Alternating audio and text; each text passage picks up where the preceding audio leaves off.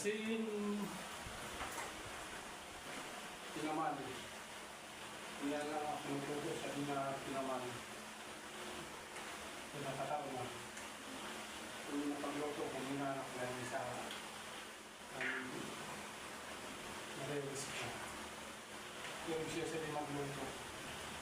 Pinababagala yan, ang malagkit, tapos bababa siguro mga 30 minutes o 1 hour na oras. Tapos titimplahan niya asin. At okay na. Panas siya lunok. Sabi sa kuwang kakanggat ang buli.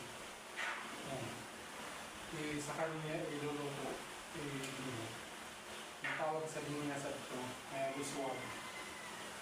Hanggang sa maglapot siya, hanggang sa magmantikaan, lunok. Kaya nalulumang mo kaya pag magluluto dahil sa kusinta man. Kaya sige ko ang kita. Yan ko lang naman naluluman.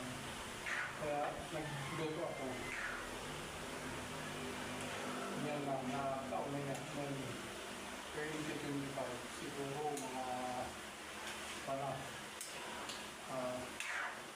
15 years na kaya ako sa dinagluto. Ayan. Initimplado na yun sa mayasin na siya. Tapos okay na siya na. Hanggang sa maglapot na lang siya. Pag maglapot na okay na siya, luwas ng mantika, tinatawag pa sa linggo.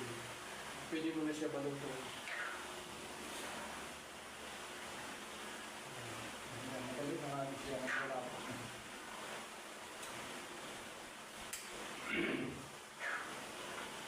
Pinamali ang mga sampanang pa yung sa mga listahan. Minsan din ko na na pinamal ng sumay. Pagkabot siya ng Christmas. Hindi ko na yung niluluwan. Dahil man akong din sa hirap, tirang na. Pero ang timpla, yung dati ng yapon niya na timpla.